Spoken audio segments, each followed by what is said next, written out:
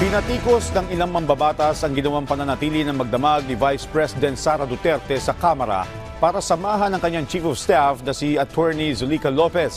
Ang detalye sa Balitang Pambansa ni Rod Lagusad live. Rod?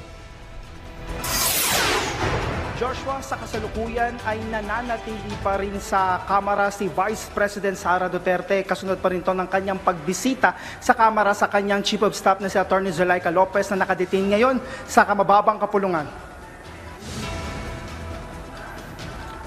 Kawalan ng respeto sa institusyon.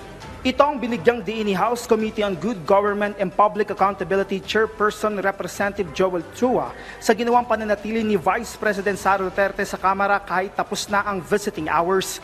Ito'y matapos na bisitahin ng pangalawang Pangulo ang kanyang Chief of Staff na si Attorney Zuleika Lopez na na-cite in contempt sa nagpapatuloy na investigasyon ng Kamara sa naging paggamit ng confidential funds ng OVP. Lack of respect in the institution. Nakikita naman po natin na parang kung kailan lang niya gusto, kung ano lang ang gusto niya, yun lang ang gagawin niya. In fact, ngayon, sinabihan siya na, kagaya kanina, naririnig ko kay Sergeant at times, sinabihan siya to leave the office of Congressman Pulong, pero hindi pa rin niya sinunod. Anya bilang opisyal ay dapat maingat sa mga ginagawa, lalo't anya nagpapakita ito ng karakter ng isang tao. Ayon pa kay Chua, sana ay magbigay o maibigay ng pangalawang Pangulo ang respeto lalo na sa mga ordinaryong mga tao. Dagdag pa ng mambabatas, maituturing na high profile si Duterte lalo't ito ang pangalawang Pangulo, kaya isang security risk ito para sa Kamara. Ayon naman kay House of Representatives Sergeant at Arms Napoleon Taas, matapos ang visiting hours ay hindi umalis si Duterte at nanatili sa opisina ng kanyang kapatid na si Representative Paulo Duterte. Ito'y kahit pinapatay ang supply ng kuryente dito kapag walang pasok.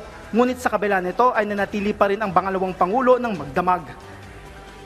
Wala ho kaming narinig na complaint dahil I would assume dahil napagsabi, hindi naman kami nagkulang ng pag-remind. Sinabi ho namin na baka uminit at sana ho maintindihan ninyo dahil policy ho sa house ito para makaiwas tayo sa aksidente at makatipid din po tayo ng kuryente. Bago dito, ayon kay Representative Chua, nagpadala ng liyam ang pangalawang Pangulo na nais nitong samahan si Lopez sa detention facility. Ngunit hindi ito pinayagan dahil hindi naman siya detainee. Kasama sa naging rason ni Duterte ang humanitarian reason gaya na nararanasang chronic back pain na nagre-resulta sa migraine ni Lopez, takot ni Lopez sa kanyang kaligtasan, emotional stress at request ni Lopez na masamahan mismo siya ng pangalawang Pangulo para magka-peace of mind at makapahinga. Ayon kay Chua, ang pagbibigay ng pribileyo sa pangalawang Pangulo ay nagpapakita na may pinapaboran nito. Bukod dito, sumulat din si Representative Duterte na humiling na mailipat si Lopez sa kanyang opisina, pero hindi rin ito pinayagan ng komite. Sa tanong kung paano kung mananatili pa ang pangalawang Pangulo sa Kamara, ayon sa Sergeant of Arms ay patuloy silang makikiusap. Anya wala namang penalty clause pagdating sa kanilang security guidelines. Ang tingin naman mo namin, hindi nakakailangan yung ano na yun, na nakamakarating pa tayo dun sa magpataw pa tayo ng parusa. Dahil lang sabi ko nga, hospitable tayo, ang kailangan lang ho is magpaalam at tayo naman na mag-uusap. At malamang, mas madalas nga ho yung pinapayagan natin kaysa yung hindi. Nababahala naman ng liderato ng Kamara sa naging paglabag ng pangalawang Pangulo. Kanilang binigyang diin na may sariling patakaran ng Kamara at hindi ito lugar para abusuhin ng sinuman.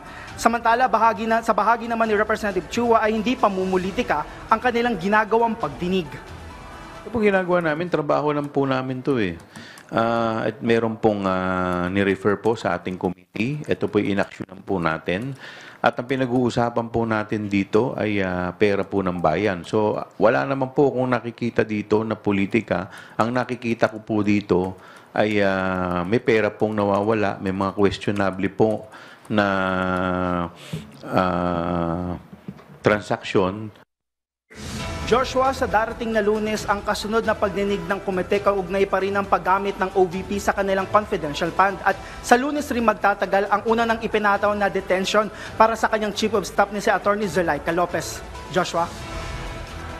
Salamat, Rod Lagusad.